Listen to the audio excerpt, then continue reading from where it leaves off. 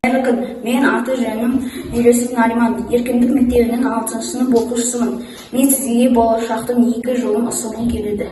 Біздің планетамыз 2 жолдың айырығында тұр. Бірі таза гүлденген әлем, екіншісі қоқысқа толы қатал шындық.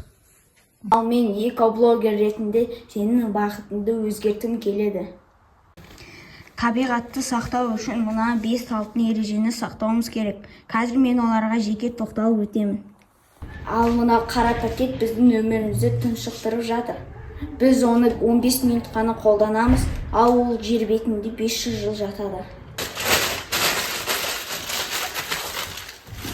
Ал мен эко пакетті таңдаймын. Пакеттерден шаршадың ба? Онжа мені таңда. Мен жыртылмаймын, табиғатты уламаймын.